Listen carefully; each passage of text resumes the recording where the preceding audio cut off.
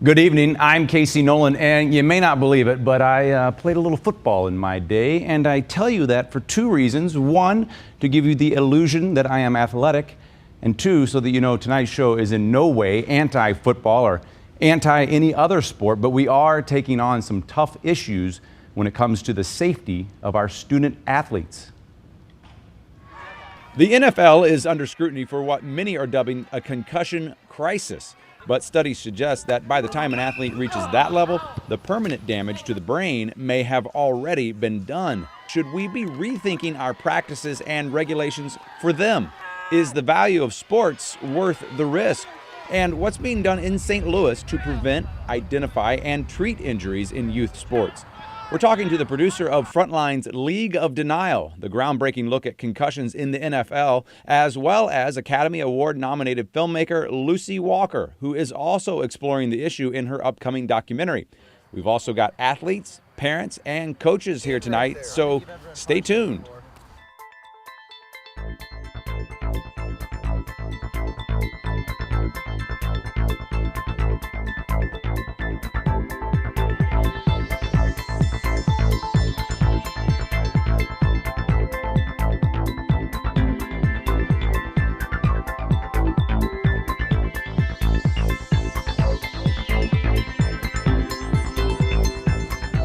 So as we just said, on Tuesday, Frontline took on an issue they have dubbed the NFL's concussion crisis. But before we talk to the producer of League of Denial, let's take a look at a clip from the premiere of this past Tuesday. Back in the lab, McKee had seen another surprising case. We had been able to get the brain of an 18-year-old who died 10 days after suffering his fourth concussion, playing high school sports. It was the brain of 18-year-old Eric Pelly, a high school senior, a straight-A student. He'd played multiple sports. His dream was to play for the Steelers. No one, I think, would have thought that you were going to find chronic traumatic encephalopathy in a high school athlete. I was shocked to find that in the brain of this 18-year-old, there were little tiny spots, little tiny areas in the frontal lobe that looked just like this disease. You have an 18-year-old with chronic traumatic encephalopathy. That just shouldn't happen. I had an 18-year-old at that time. You know that brain is supposed to be pristine. The fact that it was there and he was only playing high school level sports, I think that's a cause for concern. For Dr. McKee and others, it raised the obvious question: how safe is it for children to play football?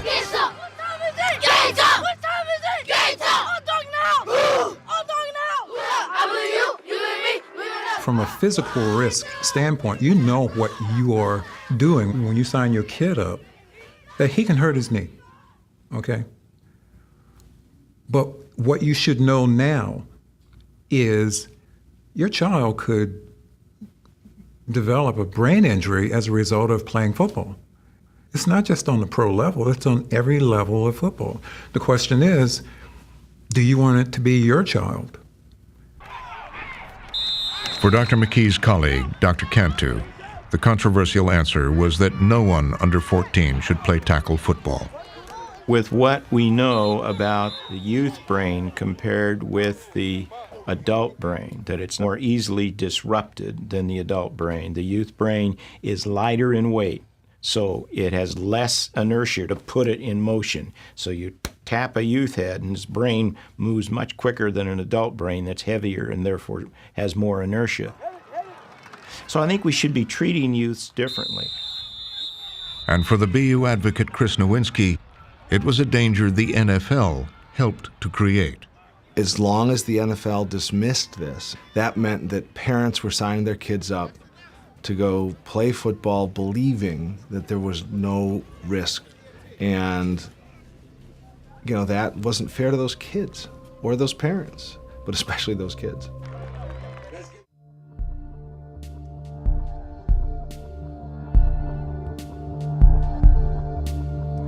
Well, a lot of issues raised in just that one clip right there, and many more in the film in its entirety. A lot of those we will dive into tonight. We have athletes, we have parents, we have doctors in the studio. But first, we want to talk about how this film came to be and how this conversation really started nationwide because of it. We have with us tonight the producer of League of Denial from Frontline. Mike Weiser is joining us via Google Hangout. Mike, thank you for being here, and I'll ask you just that. How did your team decide to take on this issue, and how did it evolve, if it did, over time?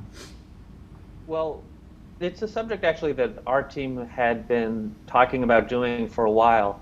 But the thing that really brought Frontline into it was when the Fainaru brothers, who are both reporters now with ESPN but had been investigative journalists for a long time, began writing a book about the NFL's handling of the concussion crisis and how they had handled the issue for the last 20 years. And that was really what attracted us to this story, was not just the scientific side of the story, but the politics behind the business of the NFL and how it had played out over the last 20 years or so. And the response since it aired Tuesday night? Well, the response has been amazing. Of the films that I've worked on, I don't remember any where we've had such incredible interest from not just journalists and blogs and others, but from people who'd watched the film commenting to us on Facebook. It's, America's most popular sport, and I think one of the things that the film raises is it's not just about the NFL, it's about all of us who play the sport, who have kids who play the sport, who watch the sport, who are fans of the sport. It's an issue that affects almost everybody in the country. And what do you say to somebody who says maybe you're making a mountain out of a molehill here and you're going to damage this sport, that you're trying to kill football in America? Well, I think definitely the people who were involved in the project were did not set out in order to kill football, and that's not what we're trying to do. What the whole point of the project was to understand how the issue had been handled and what was the story that was out there right now, and to get the information out so that people can start to make their own decisions and start to have discussions about this. What surprised you? What did you not expect to learn? I think that the most surprising thing about the story is when we came to it, it was the concussion crisis, and that's what people talk about. But as you watch the film, you'll see one of the things that we discovered, which is that a lot of the scientists think that the problem is not just concussions. It's not just when the player is knocked down on the field and taken off in a stretcher. That it could be that there could be damage occurring up to 1,000 times per year just from repetitive hits that happen on the line of scrimmage on almost every play. So for me, that was probably the most surprising thing. And your film deals, the vast majority of your film deals with the NFL. How much, we just saw it a little bit in the clip there, how much in your investigating and your reporting did our younger athletes come up in discussion? How much is that being talked about around this topic? I mean, I think, as you said, we were focusing on the story of the NFL, but it was always a subtext from the very beginning. Was what was the message that the NFL was sending to the kids around the country, because they were paying attention. And one of the things we talk about in the film is some of the early scientific articles that an NFL committee had published, and in one of them they suggested that their research might apply to younger players. And the influence that the NFL has, not just over the whole country, but over kids who look up to it, can't be underestimated. But it is really a story that is largely about the millions of players who will never be professionals, but who will play at the Pee-wee level, at the high school level, at the college level. And that's why the implications for the story are so scary. Mike Weiser with Frontline, thank you so much for being with us here tonight and for really setting the table for not just our discussion, but a larger one across the country. We appreciate it. Well, thanks for having me. I was glad to be here. And as Mike mentioned, there's been a lot of response to his film. We're hoping there'll be a lot of response from you tonight. Ed Reggie is here to tell us how that might happen. Thanks, Casey. Well, tonight we are asking you if you think young people should be playing contact sports. In fact, you see our Facebook page right now. We want you to log on to the 9 Network and put your answer up there. You can also send us a tweet using the hashtag StayTunedSTL. We want to hear from you tonight. And also, we just heard from the documentary, A League of Denial. We want you to log on to that Frontline special and watch it if you haven't yet. So as we said, we do want to hear from you. That's how we drive the conversation here at Stay Tuned. And we already heard from Sarah. She believes that young people are willing to take the risk for the potential benefit of perhaps a college scholarship. Well, let's see what you're already saying.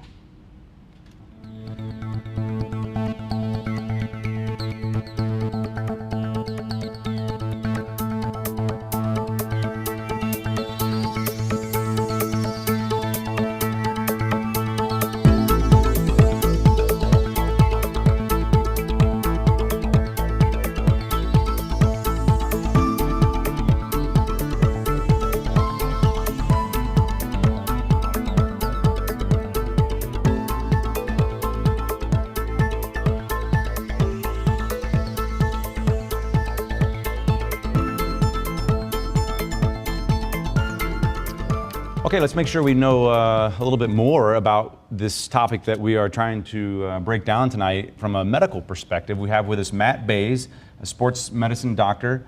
You treat primarily athletes and you are a concussion expert, so thank you for being here and bringing that expertise to us tonight. I guess let's kind of define this because I understand there is a range, there is a spectrum. Correct. We hear TBI a lot Correct. when we talk about our veterans and other brain injuries, traumatic brain injury. Can you kind of break that down for us? What is the spectrum and where does sports land? Sure. So a concussion is also known as a mild traumatic brain injury. You could have moderate to severe traumatic brain injuries, which would involve structural damage to the brain itself, and that would involve findings you would see on a CT scan or an MRI and may need surgery, such as a blast injury and an IED or a severe motor vehicle accident. So a concussion is on the mild side. It's also known as a mild traumatic brain injury. We prefer to call it a concussion. Okay, so when you see the clip from Frontline and they're talking about young athletes, are you seeing concussions in young athletes? Absolutely. Every age, down to 8. And is that something that's new or is it something that is more diagnosed, right? I don't remember any of my friends Correct. ever being diagnosed with a concussion. Correct. We saw stars and we got our bell rung, but I don't remember any concussion diagnosis. Those are 2 words we're trying to get rid of in the care of this injury. So I think it's a combination of awareness being heightened, but I think these injuries have always been here, but they've been missed. So I think we're doing a better job now, and people are certainly more aware. I want to ask you a question from Twitter. How many concussions are too many? For any one given player? Yes. I think 1 is too many. If they're talking about when to retire a player, very complex issue involving age, involving how long it takes them to recover with each concussion and each subsequent concussion. It involves how they're doing mentally, how are they doing in school.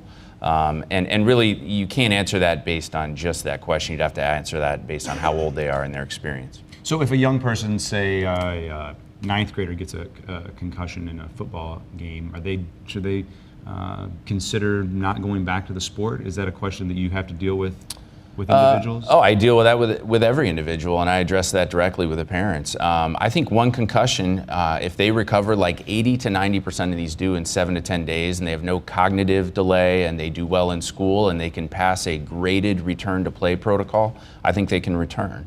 If any of that isn't true, they should consider not playing, and they certainly wouldn't be returned before that. I have a rule, and most sports medicine doctors do 2 in 1 season, regardless of age, and you're done for that season. And then we'll take it from there. And we don't want to overstate. We don't want to understate. So help us figure out just how serious this is. How many of those that you're talking about do recover, the 80 to 90% that you're talking about there? Oh, virtually all of them. I mean, in my career, I've probably had to retire 10 or less athletes from sport. And how many severe? Is it something that coaches are trained to recognize that, in your experience? Are people aware when they see something that's beyond what you're talking about? I think we're doing a lot better job getting the word out, and we really need to educate the coaches, and Misha has taken that role on very seriously, the Missouri State High School Athletic Association. Who we will hear from later today. Yeah, so those are the frontline people. We need our athletic trainers on the sideline, the coaches, the parents, the officials, to know how to recognize this, because there's not going to be a doctor at every game or practice. Does one concussion make you more susceptible to the second or the third? We think it does. And we don't know what that risk is, which is what's so scary. One of the things they mentioned in the Frontline Special is the brain is the last great frontier. That's absolutely true. We really know very little about what's going on. And how close are we to knowing more? Research is coming out all the time. We're looking for a blood test that could tell us whether or not there's been a brain injury at a cellular level. You could pick up a marker in a blood test. That's nowhere near being ready. We're looking at imaging tests beyond a CT scan or an MRI, which will always be negative in a regular concussion, at being able to pick up a concussion via imaging. What do you wish parents of young football players knew that they might not? You know, I would like them to know the 22 symptoms of a concussion and the certain signs of a concussion that no one should miss. I would urge everyone to go to the CDC website. CDC website at cdc.gov has a great heads-up concussion program. It's well written. I think every parent of any athlete, not just football, soccer has a very high concussion rate, lacrosse, ice hockey, cheerleading has a very high concussion rate. I would want them to go and know what to catch and not to miss. Okay, we'll put that resource you just mentioned on our website. Matt Bays, thank you for your time. We've already gotten some good questions from Twitter. Let's get some more.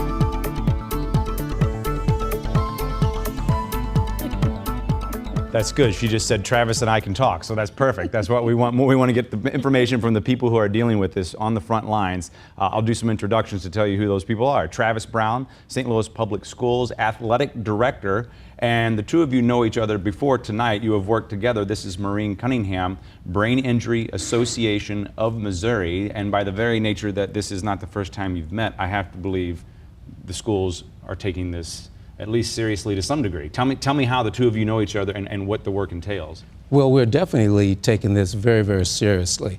And Maureen, she has been a person who's come to the school to give professional development for my coaches.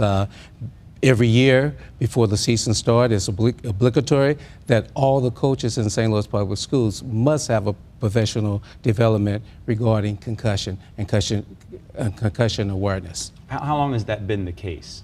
That's been the case for the last 4 years. And when you got that call to do that training, was this something that was already on your radar? Concussions have been on our radar since about 2009, 2010, and along with educating the public schools, the St. Louis City Public Schools, we reach out to other schools as well. In March 2012, we had a sports concussion facts, fallacies, and new frontier seminar that we offered for coaches and school nurses, and we're repeating that in February 2012 here in St. Louis because it was so well received. We're also educating parents with our concussion overview for parents that we offer at the parental mandatory meeting that a lot of the coaches have. So why is this so important?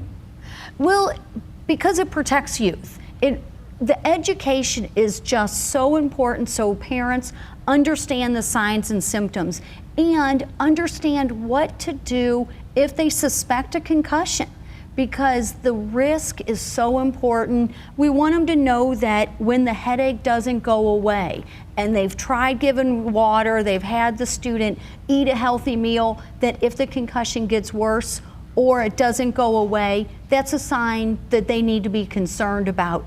If there's blurry or balance issues, if there's blurry vision, balance issues, that is a concern. If there's sensitivity to light or sound, and if there's sleep disturbances, any changes in the student.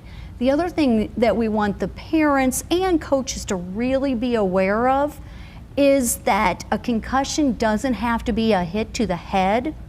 It can be a hit to the body that causes the head to move rapidly, and then inside the skull, the brain is bouncing around, causing the damage. And a lot of times when we talk to the parents, we use some example. We say it's like an egg, the outer egg, the shell, but the yolk and the inside that's moving. So when there's a ding, when there's a hit, and a lot of the parents are not aware of that type of information.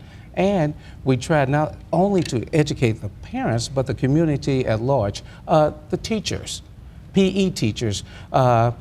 In talking to parents at various presentations, parents think that concussions may only happen in organized sports. But as you know, concussions can happen in organized sports, unorganized sports, and in on the playground. Right. Something we're seeing on Twitter. This is not new. This is an age-old problem. Kids thinking they're invincible. Does that play a role in this? Do they want to believe that there could possibly not be anything wrong with me? Well, some of the students may not believe a concussion can happen to them.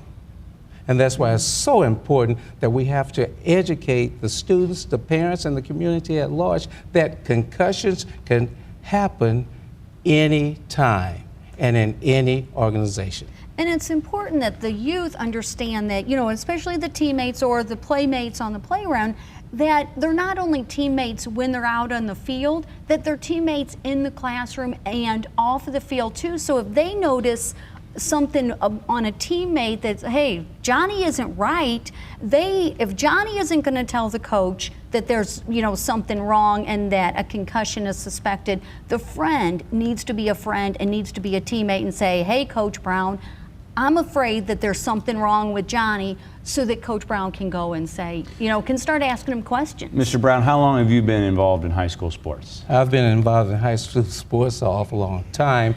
The last 4 years, I've been the director of athletics for the St. Louis Public Schools. I'm just curious your perspective on this topic. I mean, this is not something that has been discussed for very long.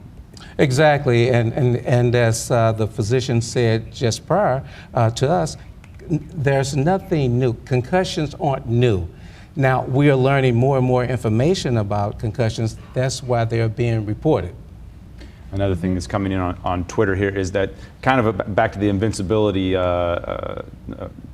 thing I said earlier, but that the students may not own up to the fact. They want to get back in there and play. They don't want to sit on the sidelines. Do you have to educate the students themselves on this issue here? Absolutely. We always educate the student athletes about concussions, and we educate all of the student athletes about it. As previously said, the kids want to play. They want to be out there, they want to win, but you cannot play if you've been concussed. Can we have safe football? The Brain Injury Association of Missouri does believe that there's benefits to sports. There are always risks in every contact sport, but you want to reduce the risk. So you want to have proper equipment that fits right for that athlete and it's worn properly every time, that from top to bottom with every league and with every team that safe techniques are taught and good sportsmanship is taught. And that, there's going to be risk. So you want to reduce the risk through education and education and education with everybody involved. Coaches, the school, the parents, the athletes. Thank you. And I believe you did some of that just now, so we thank you for your time. All right, let's go keep it going on Twitter. Let's send it back to social media.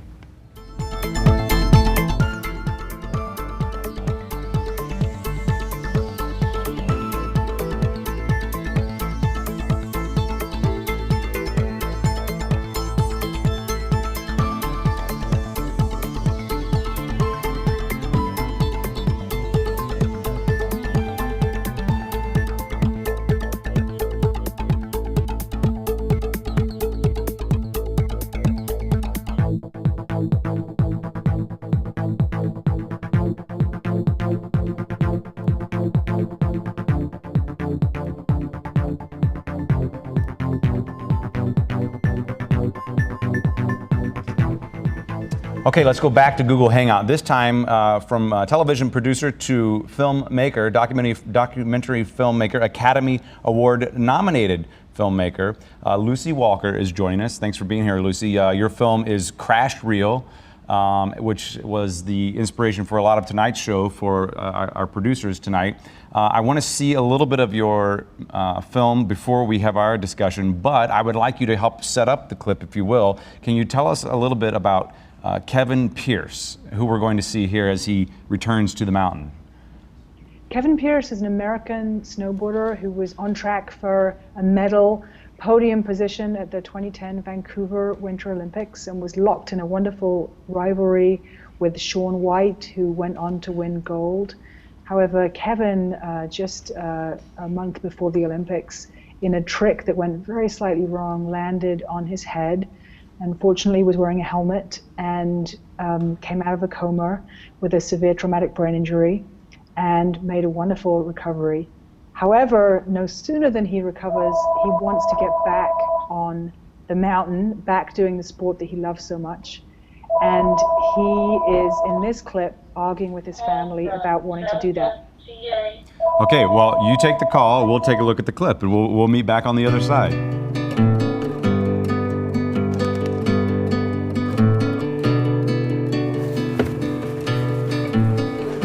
What a day. Why aren't you wearing this? Can you put this on already? You're making me nervous. Your friends. We know that. Don't you? This is the best.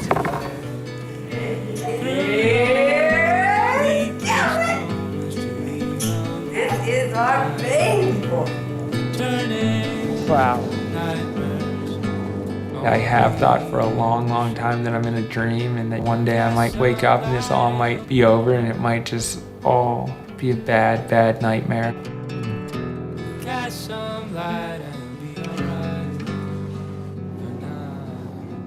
Feels like it'd be a miracle if my brain did heal back 100%, but there's been so many miracles, it's like, why would you not believe in that one? I want to thank you guys for getting me back here and for making this possible. This is what we've been working on. This is better than anything I could have ever imagined.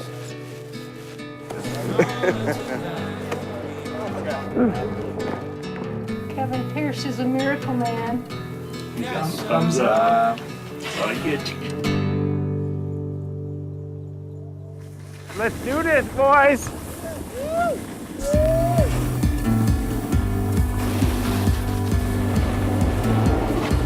I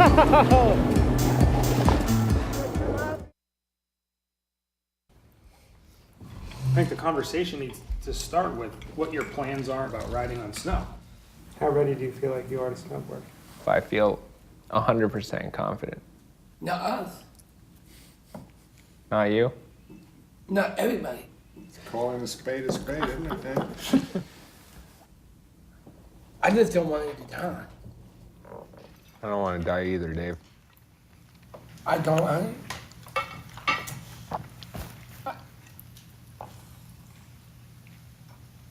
I don't want you to die, that's one. And then number two is that I don't want you to be in a wheelchair. And that I don't want you to be paralyzed. Is that what you want? That's not what I want. I think those are all things that I could have happen if I fall.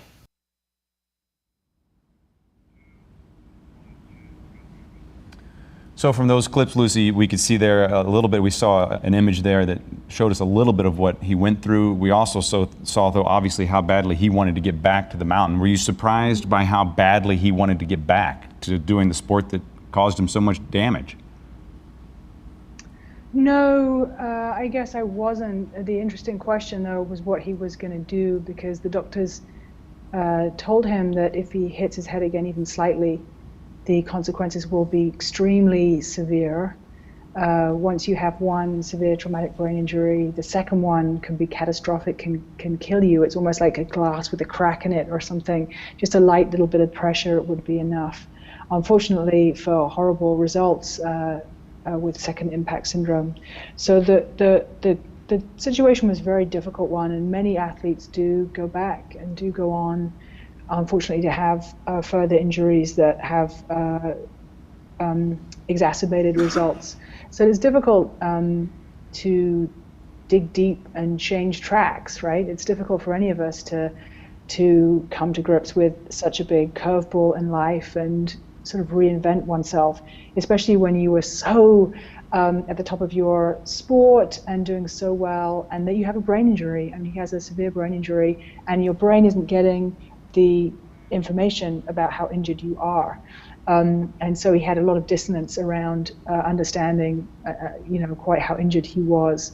So it was a really important and interesting, not interesting, that sounds terrible, but it's a very important and complicated injury, brain injury. And I must confess, I was quite ignorant to start out with about what a difficult injury it is for survivors and their families and carers and friends and loved ones and doctors, because it's not your brain and it's invisible. You don't look injured, and it's hard to tell where's the personality, where's the passion for snowboarding, whereas it could also be the bad judgment of a frontal lobe injury and impulsivity, and it's just very difficult to sort of figure out what's what. And so it was a real struggle for Kevin. I learned a lot about brain injuries and gosh, 1.7 million Americans a year sustain them, 400,000 vets coming back from Iraq and Afghanistan and struggling with them. So it was a real learning curve for me as well as for Kevin. And Kevin says he does not want to see regulation or safety measures changing his sport. Were you surprised by that? Oh, I wouldn't say that, actually. Kevin is adamant that people wear helmets, which is a change in the sport. Helmets are not mandatory in competition. Right. Kevin is passionate that athletes are insured, which amazingly as well is also not mandatory, and in fact is weirdly uncommon. And we started a Love Your Brain campaign, hashtag Love Your Brain, which we wanted to address some of these quite egregious gaps, and these athletes are really vulnerable. A lot of athletes feel like it may be cheaper to pay as they go, or feel quite invulnerable because they're young people. However, if you are risking paralysis, death, and severe traumatic brain injury, the medical cost of that can be so significant that we really want to make sure that athletes are getting enough support. And for example, even outpatient rehab is very important in their they need the right kind of insurance and so on. So I think Kevin's adamant about that. I mean, he doesn't blame the height of the half pipe, which is 22 feet tall, and a lot of people point to the height of the half pipe and say, is that too big, or should there be limits? Kevin's dad is of the view that there should be limits on the sport, a little bit like with Formula One motor racing, which had to be limit the size of the engines because drivers were being killed. And I don't know the answer. I'm a filmmaker and I love watching snowboarding, but I also, want the athletes to be protected while they're doing this thing that they feel so passionately about. And part of that passion, do you think, comes from they're drawn to the danger? You named the film Crash Reel for a reason. Tell us why. Well, we call it the crash reel because any filming company, there are lots of snowboarder and ski mountain film companies that do these exciting sort of tricks films where you see the beautiful mountains and the beautiful tricks. Or many athletes or contests will have what they call a crash reel, which is the gnarliest crashes all cut together. It looks very glamorous, and if you Google those crashes, they're insanely popular on YouTube, and the big question is what actually happens to those athletes. It's obviously very compelling to watch those crashes, but the crash reel kind of shows us the real story of one big crash, and I think resensitizes us to what it actually entails for the athlete, which is a incredibly complicated lifelong recovery. And even in the best case scenario, I think Kevin, very fortunately, I don't want to give away the ending, but it's still such a good movie, I think we can, and you'll still enjoy the movie. But Kevin has the best case scenario. And where can we see the movie? Yeah, the movie's coming out in December in theaters. It's also on HBO Go exclusively for a little bit right now, if you happen to have HBO. But it is coming out in theaters in December and will be available on DVD, VOD, streaming, that kind of stuff, iTunes, all that, starting in January. It's won lots of lovely film awards, like the South by Southwest Audience Award. It was the opening night film at Sundance. So we've had a really fun at festivals, and it's a very, very watchable movie. It's not one of those documentaries that's like going to the dentist. Oh, no. It's really watchable, and the family. And we look movie is forward so to we wonderful. look forward to watching it ourselves. All right, Lucy Walker, thank you very much for your time. We appreciate it. We have Thanks to so go. much. We have to go back to social media. Thank you, Lucy.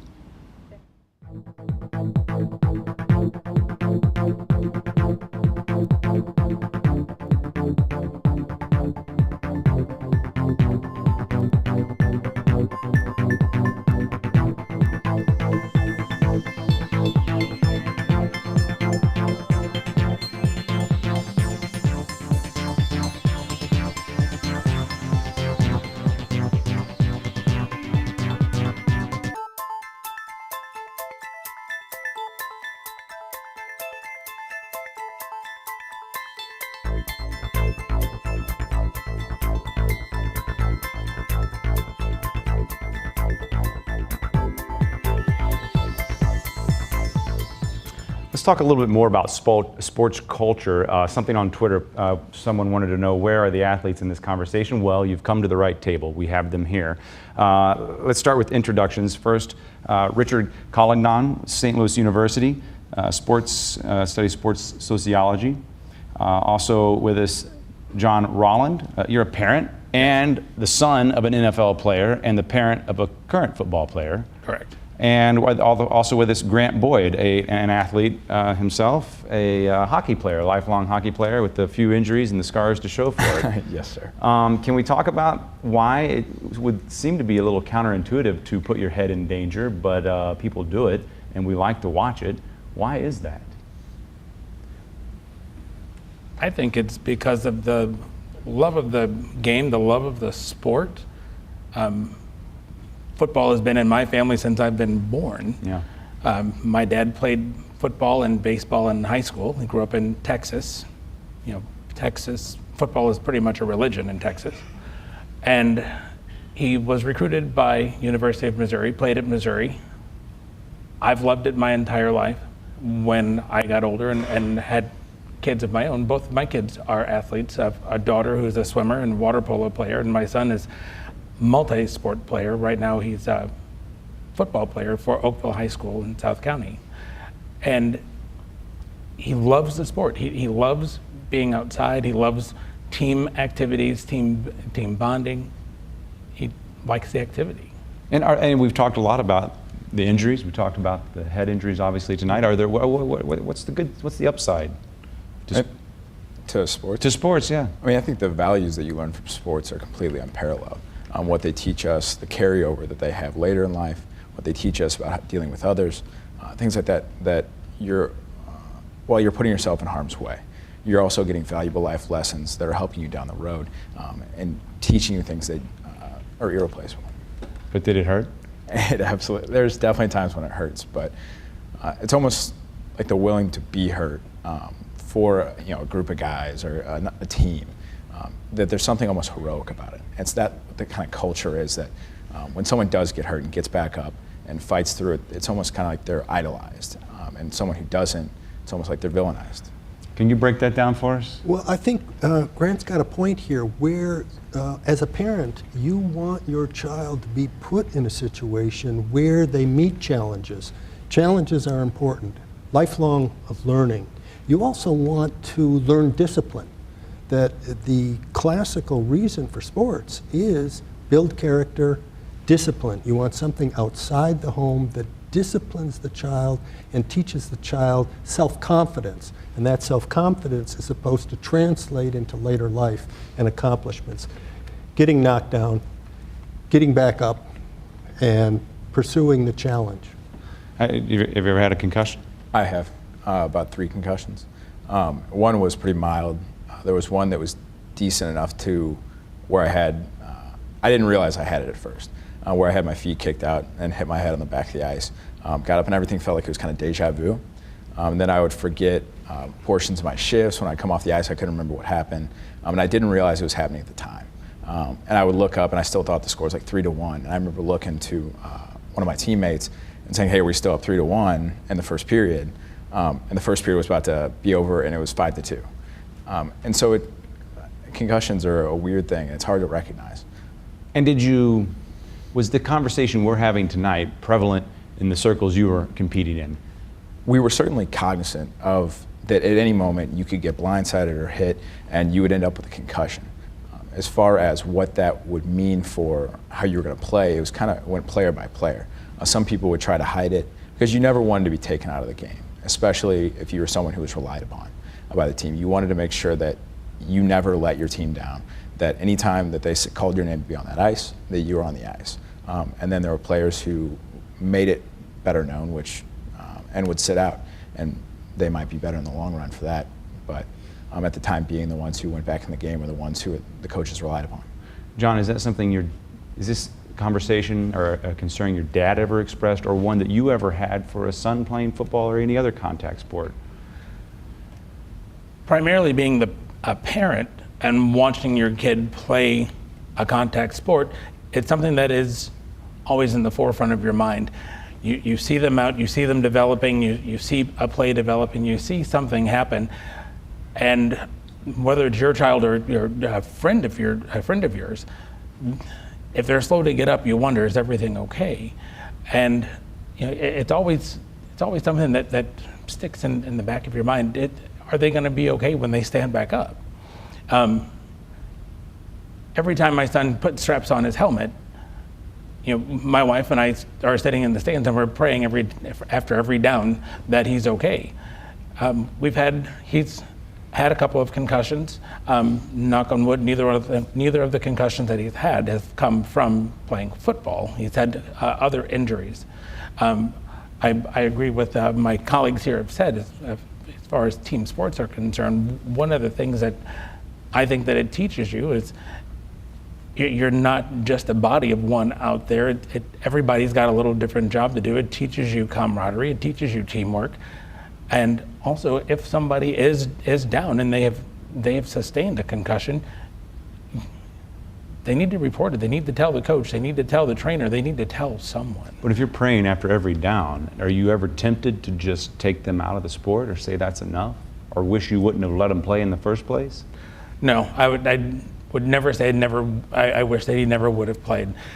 We have been very fortunate that the coaches that both of my kids have all, the first thing that they taught was how to play their game safely. Second thing that they taught was when you're playing against an opponent who is not playing safely, how to protect yourself.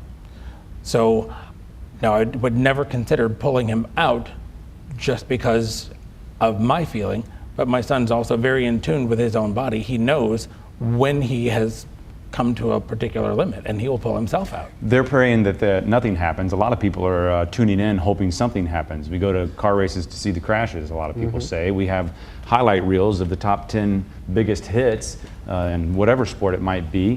What does that say about us, and is that contributing to the problem, do you think, or making things worse? Well, I think Grant touched on an interesting point. There is a way in which young men learn gender. I mean, this is a particular argument that I would have, and that you learn to work with other men, the camaraderie, you learn codes, what it is you're supposed to do, how you're supposed to act, how you're supposed to put yourself at risk and not be afraid. And so you do have this kind of attraction, but what we're starting to see, I suspect, is a difference between those who participate and those who watch.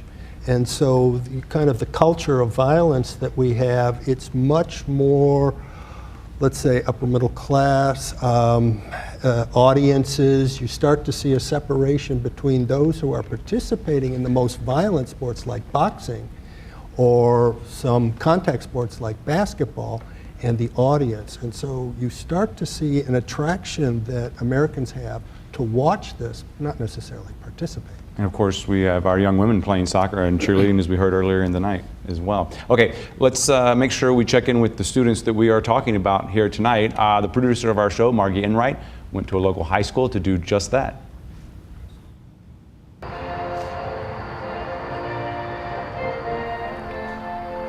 It's game time for the Christian Brothers College High School soccer team, and junior forward Jake Meyercord is especially glad to be taking the field tonight.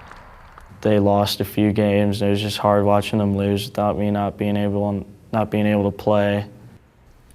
Then there's Max, the team manager who would also like to be out there with his team. Said not to do anything, but when you're a high school kid, you're going to want to do stuff. So, I mean, it's hard. Senior team captain Tommy is also sitting this one out. Like no testing, no working out, no soccer. While varied in scope and circumstance, these three soccer players all have one thing in common: concussions. It was weird.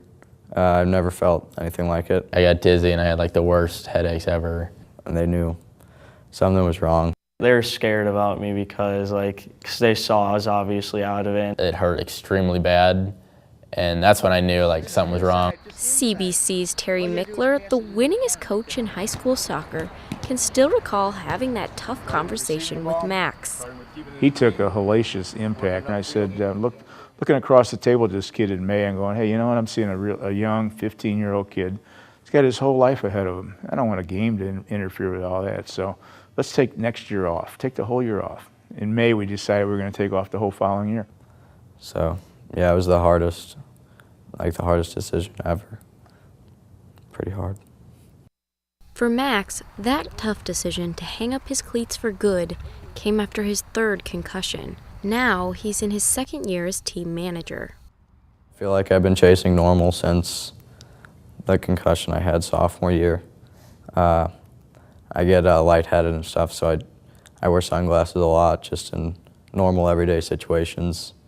Do homework, I wear sunglasses. So, I mean, it's still with me. Using an MRI scanner. Neurologist David Brody studies and treats traumatic brain injuries, including concussions. And for him, Max's story is a familiar one. This happens all the time. Somebody comes into my office with the sunglasses on, we turn down the lights, get the sunglasses off, we examine them. But I sort of already know what's wrong with them when they come into the office with the sunglasses on. Midfielder Tommy Lee estimates he's had 4 concussions and is currently sitting on the bench under the advice of his doctor. But he deals with them differently now than he did his first one, which was right after he had just secured his spot on the starting lineup. Then my head started hurting and I just didn't want to lose it again, so I didn't really tell anyone. And neither Tommy nor his coach will hesitate to tell you what he's known for. I'm like our main head ball winner. I win every head ball, and if I don't, then I'm hitting someone's head with my head. That's one of the parts of the game that he really controls and has success in. So he's going to do it. Soccer players can head the ball hundreds or even thousands of times during the course of a season, and researchers are still examining the implications of these small recurring blows to the brain. What experts do know is that most people will make a full recovery from their first concussion. It's only after receiving multiple concussions that you're far more likely to experience long-term symptoms. And it's not just head ballers like Tommy. Jake recently received his first and only concussion after being knocked to the ground. The trainer talked to me and everything, and I remember saying I'm fine, and then I kind of came to my senses close to the end of the game. Were you fine? I wouldn't say so. Jake's coach and trainer knew he wasn't fine. And experts agree it's critical to ask the right questions when making these sideline assessments. The first rule, don't ask if they're okay, because they will always say yes, because they want to get back out and play. The rules right now are everyone who's had a concussion should be out of play for 24 hours, no matter how they feel. Doesn't matter whether they think they're fully back to normal, whether all their testing is back to normal, doesn't matter. They should be sitting out for 24 hours. If they have a gap in their memory, they don't remember what happened in the last play, or what happened in the last game. If they can't answer those questions correctly, they probably have a gap in their memory, and that's a sign of a concussion. When it comes to youth athletics, the prevention, diagnosis, and treatment of head injuries has already come a long way. It used to be that you didn't have a choice. Everybody from your mom to your dad, your family, your coach, your cohorts, everybody just told you to go play on. That was the nature of it, because that's the way people were, times were, Anymore now, there's a lot more concern about, hey, wait a minute, let's get this thing right. And the players agree, knowledge is power. Trainers and everybody, they know what they are now. So if they're hit, they know, and they take them out. But yeah, it happens a lot. It doesn't have to be a big one. Just a little one can lead to a big one, like for me. So I think you got to be cautious at all stages. Like my doctor said, we only have one head. It's not worth it to lose it on a sport when you can keep it for the rest of your life. For Stay Tuned, this is Margaret Enright. Okay, let's keep the conversation going with some folks who work with our high school athletes. I'll do some introductions here quickly. Harvey Richards, we heard your organization mentioned earlier, MISHA, but it is the Missouri State High School Activities Association. Also with us, Allison Donjon, with a trainer with Pro Rehab. You're currently working over at Marquette High School. And Anthony Tony Breitbach, you train trainers. You're a longtime trainer, correct? Yep. At Twitter, they're taking us to task. Bring this conversation back. Don't forget this is about our young women as well. Daughter plays softball? Yes. And she's had a concussion. She's had a concussion. And actually, Dr. Bays was her doctor. So. Did you ever think when you signed her up for softball that concussion could be a concern? Oh, I mean, I think absolutely. And sports are inherently risky, but there are a lot of benefits for playing sports. I think one of the things is most injuries, when managed appropriately by the appropriately trained person, I think there's a very good chance of total recovery from an injury. I think especially I think one of the most underestimated sports as far as is the ball and the stick sports. I think things like lacrosse, things like baseball, hockey, those kind of things. I think people think field hockey's terrible. I mean, it's really a high-risk sport. And I think one of the things that I think I want to correct, I've seen some things on Twitter, is that the helmets are great for preventing facial fractures and skull fractures, but they're really not the key to preventing head injuries. Really, what most of the head injuries really come from the shaking of the brain, not really the physical contact. And I think we're beginning to understand that a lot more than we did in the past. And do helmets in any sport give a sense of bravado that maybe makes it more dangerous? Well, I'm sure they do. And I mean, we've even had manufacturers coming out with third-party add-ons saying that they're going to make the helmets more protective, but that's not true. And so we're trying to make sure that we look at that research and everything else. But going to your other numbers, and a lot of this has been about football, but that's also because football has the most participants in that sport. We're in our third year of collecting data on the high schools and junior highs here in the state of Missouri, and football by far has the #1 injuries, but then right behind that is girls soccer, girls basketball, and wrestling. And so by numbers, we have to be looking at all the sports and what's taking place. And do you see this firsthand when you were at the high schools? What are you seeing? I'm seeing, as far as girls sports, I'm seeing a lot of concussions in cheerleading, field hockey definitely. And the attitudes, when you're going into these schools, how much are you looking for this? Where does this rank in your priority? Is taping the ankle still more important, or is this the top priority? It's one of the top priorities for me. If anyone's having any concussion symptoms, I make sure that I look at them right away and make sure they get pulled for the day from that sport, because it's too risky to let them keep going, and I want them to be as safe as possible. How much of the culture is changing from, we were just watching the piece there, and we commented, there was a saying, rub some dirt on it, like the coach talked about, get back in there. How much has that really changed, and does it need to? I think it's changed tremendously. You got your bell rung, this has occurred or whatever. Like I said, we're in our third year of collecting data now, and what we've found is a direct correlation to the number of people that have been taken out of the contest or out of practice because of signs and symptoms of a concussion. This year, almost 2,600 athletes in the state of Missouri under our umbrella, and what was correlated to that was they missed almost 300,000 days of practice and/or contests. That is a great correlation of that they're getting diagnosed, they're given that time off, they're getting time to recovery, and then coming back into the sport. So I think there's been a big improvement. Yeah. Are you all concerned that there are going to be these second concussions that may be a little more serious? Oh, definitely. Yeah. And I think one of the things that we really try to protect against, and I think the two big trends that have been happening probably in the last 20 years is, number one, we have a better understanding of how to treat concussions and what concussions are. I think in the old days it was you were either knocked out or not, and you were out for a certain period of time. Now we really use exertional type guidelines for returning. So they not only have to be held out of activity, they need to be symptom-free, and then we need to gradually build their exertion up so that their symptoms don't return. You know, before, okay, doctor says I'm out for a week, boom, I may have a headache, but I'll still go back and play. Nowadays, it's you better be symptom-free before we even think about putting you back in. And that's when we have athletic trainers at schools. What scares me, the other trend, is that the club sports are really taking off like crazy.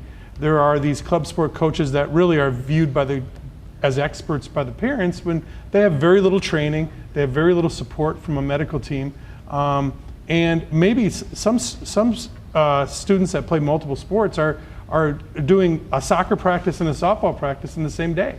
And you know, they may have gotten a concussion in soccer, but the softball coach doesn't know about it, and they're at softball practice. So I mean, I think that is the next frontier. I think with athletic trainers at schools, I think we're making good inroads at the school sport level, but I think the big frontier ahead of us as far as youth sports injuries is really how do we take care of these club sports athletes, because it's becoming more organized, it's becoming more serious, and there's really a lot of people that aren't very well trained to take care of them. More responsibility on those clubs as well. Yeah, and yes. Well, no, that's fine. No, I'll cut you off intentionally because you started a couple of good topics. And I tell you what, why don't we do this? We'll invite some people back to the table and we'll continue it on the post show because we're out of airtime. So join us if you would. Stay tuned. 9net.org for the post show. For Ed Reggie and for everyone who joined us tonight, thank you very much for joining us. And stay tuned.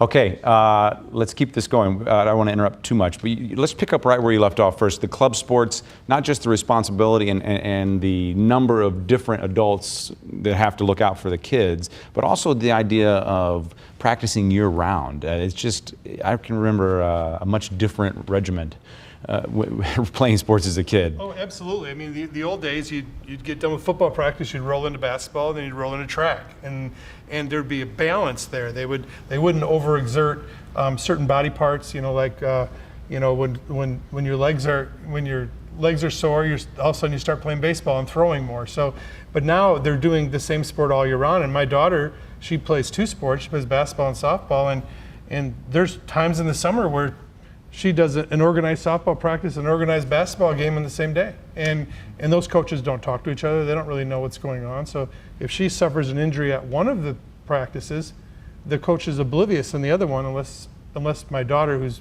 15 years old, speaks up, which chances are she's probably not. Are our kids more susceptible to injury because of this routine that they're on? I mean, I think and somebody else can mention about it, but it's all about exposures. The more exposures, sports are inherently risky. And we accept that risk because there's a lot of benefits from playing sports. But I think the more exposures you have to injury, the more chances you're going to have one. You know, I mean, that's simple like that. So, Ed, what did we miss? We got some good stuff from you tonight. We've got a lot of good stuff tonight. But one of the things that Andrew Herman pointed out that we haven't been talking a lot about boxing, and you don't have to go very far from here to see some really great boxing like gyms for young kids too. It's a way of recruitment to get them involved. Kind of after school program almost approach. So what about, how is that being approached? Anybody concerned about boxing? Boxing's a huge concern. I mean, first of all, anyone who's ever done it, it's one of the best sports that it's one of the best workouts you'll ever have. But simply taking a blow to the head as part of a sport, I mean, that makes me cringe. When I watch a professional boxing match and someone's knocked out, their eyes roll back, and you have 8 seconds to get up, well, that completely goes counterintuitive to what we've talked about, being out at least 24 hours. I'm saying 7 days at least in a mild concussion. They give them 8 seconds. That's scary. We would do boxing. We would do boxing workouts in the summer, not only because they're a great workout, but to learn as part of hockey culture how to fight. And it was part of that training, and literally punching each other in the face, bare knuckle. And that I'm sure I've had a concussion from that I don't know about. But the workouts are just insane, and watching the boxers in there hit each other with these small gloves and hearing the sound of that, it almost made our fights completely pale in comparison. I think one of the things that's interesting about boxing is we always knew or suspected there was a problem with concussions or cognitive problems very quickly. But one of the things they find with boxers, or their statement is, you can always tell who's on the bottom of the social structure by who's boxing. And so when you see waves of immigrants, the immigrants are the ones with few choices. And the one other thing about boxers is they often ask them, your son, would you want your son to be a boxer? 85% say absolutely no. And what's interesting now is professional football players are saying, no, I'm not sure. Adrian Peterson was saying, no, not my son. And so you're starting to see something going on with professional football players in the recognition of the wear and tear, the cognitive problems. They bought success for their family, and they don't want their family to go through the same thing. I'm torn, though, because I have nothing against football. I like watching it. I like playing it. I'm very concerned about everything that we've brought up here tonight, and I want everyone to be safe. But there's a tension there. What do we do with that? I think the big part is there are rules in place already, and there's techniques, and there's ways for coaches to coach. There's a way for them to provide the correct equipment for them, and the officials out on the playing field have to make the calls when they occur.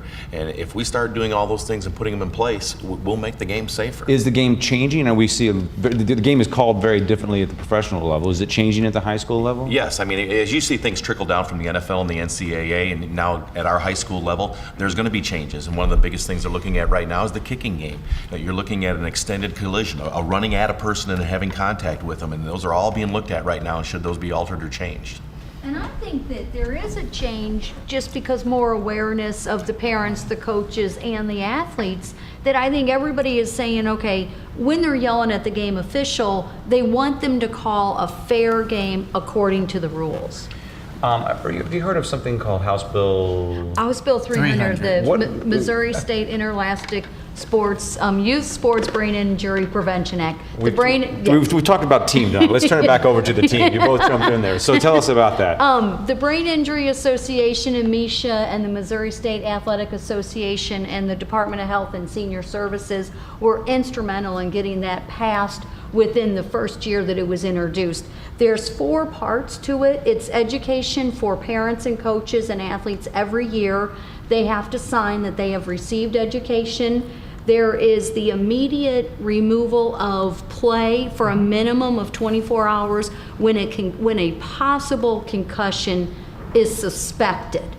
And then there is also the requirement that the return to play, the clearance, has to be by a licensed healthcare medical professional trained in the care and evaluation of a concussion. And then there is the reporting requirement that Harvey with MISHA talked about earlier. Has it been hard to get your coaches to buy into this? Absolutely not. The bill was enacted in 2011. Jay Nixon signed it in July, and it went into effect August. No, the coaches bought into it.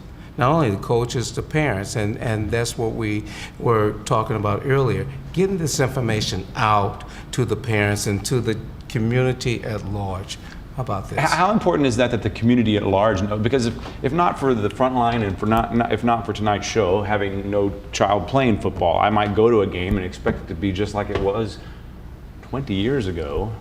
How important is it for the community to have different expectations for football? I'm sorry we keep going back to that sport. Well, I think it comes along the same lines as they were saying earlier. We have this fan base that maybe never even played the game, and they're looking to see these big hits and everything else.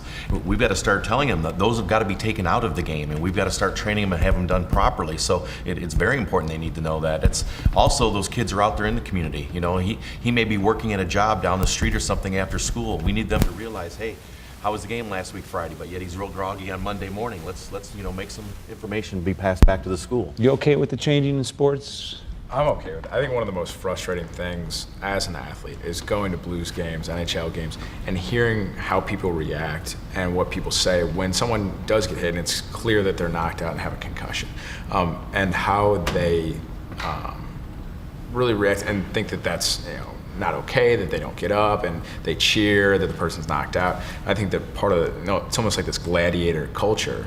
And that's one of the problems is that people don't understand what this is doing to people. But you put in the time bare knuckle boxing your teammates. We just learned tonight. You didn't like a little roar of the crowd when you squared one off? I'm not saying I didn't like it. I mean, that was one of the things. I mean, it made you feel like a hero. I mean, you were idolized when you would hear it. I mean, look at Gregory Campbell from the Boston Bruins, who literally broke his leg trying to win a Stanley Cup blocking a shot, and jumps up and keeps playing even though he couldn't move that much. I mean, Boston rallied around him and made him a hero. RG3 with the Washington Redskins when he hurt his knee and made the call himself that he was going back in the game and literally ruined his knee to the point of he had to get surgery. But had he not gone back, the fans would have turned on him and most likely his teammates.